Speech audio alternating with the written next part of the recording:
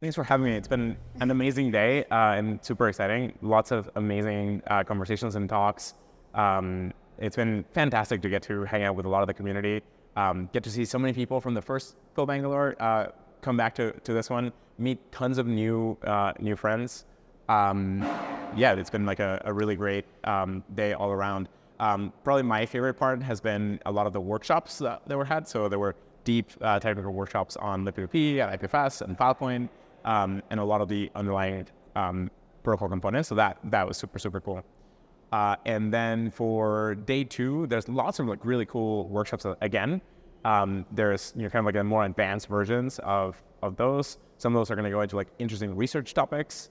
And there are some really cool firesides, one with biology and one with Sandeep. And so it'll be like really cool to see those as well. So yeah, it's going to be a super exciting day two.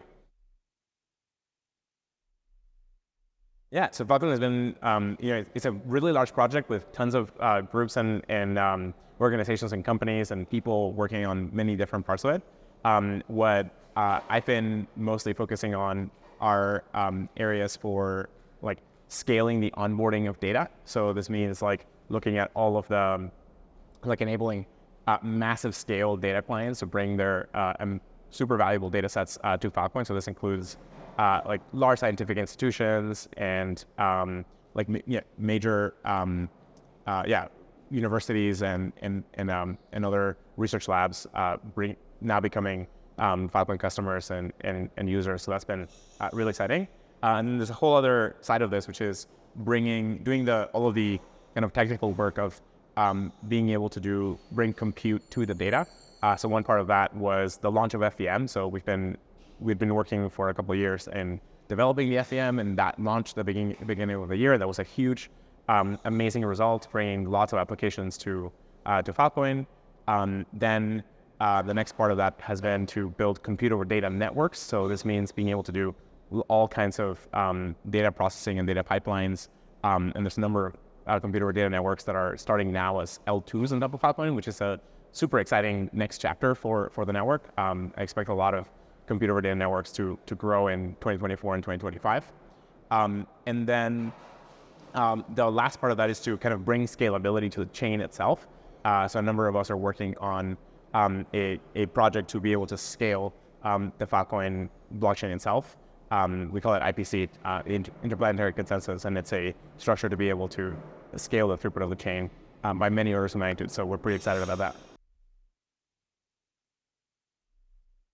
So I think Web3 in 2024 is going to be a really exciting year. So maybe I'll talk a bit about, I'll talk about a few things. So one part is a lot of the kind of like core blockchains that do like kind of like large scale workloads like Filecoin with data storage and Ethereum with a lot of the smart contracts for a lot of the financial applications and DAOs and so on are just have now gotten into a level of production readiness that are going to enable just kind of the next generation of clients and users to really take leverage them and so that we'll see expansion there.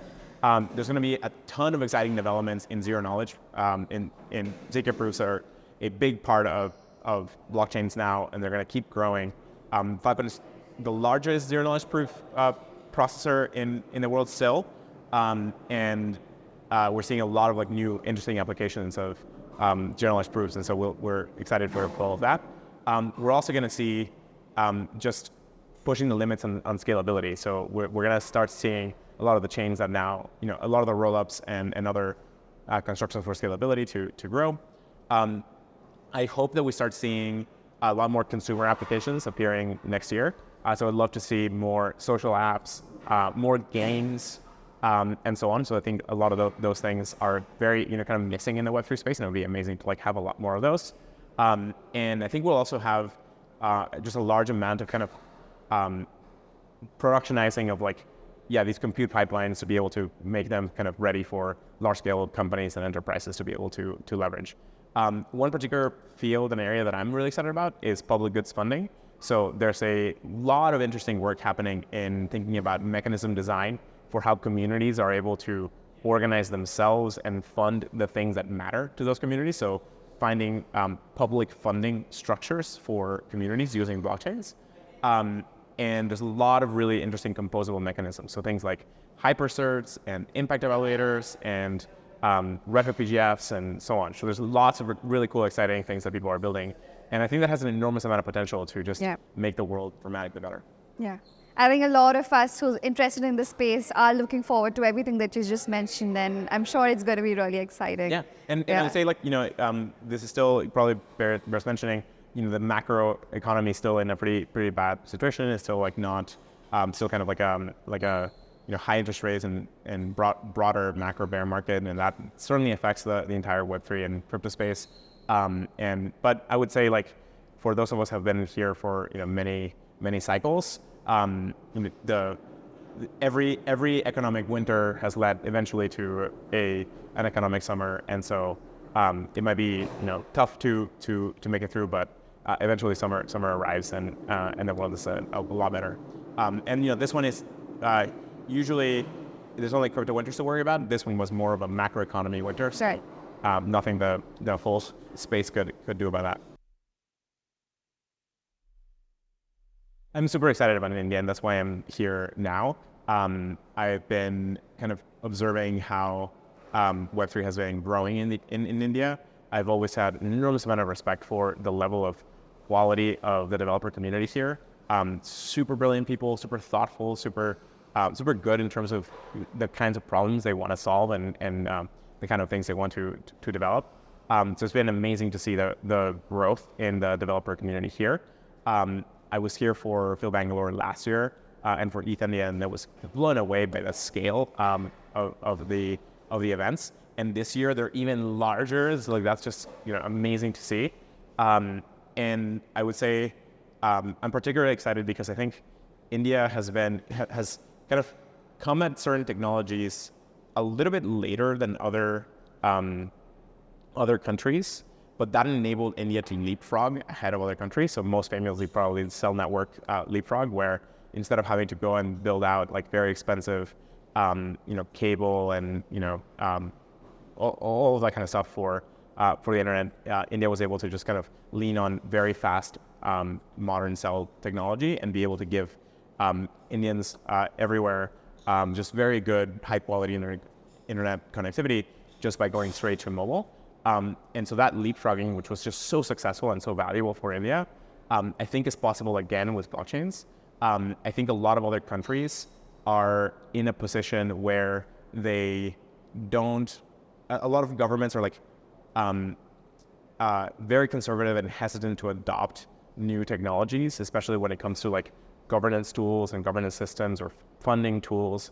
And this is one of those areas where if India manages to study these technologies and embracing for what they are, and kind of orient them towards having really good outcomes for the community, India could leapfrog with amazing new economic technology and legal technology and governance technology that would enable India to become, I think, one of the most successful economies in the world. I think India's up there and getting very close to some of the largest economies out there, but I think India has the people, the talent, the resources, the culture, the abilities to be at the very top.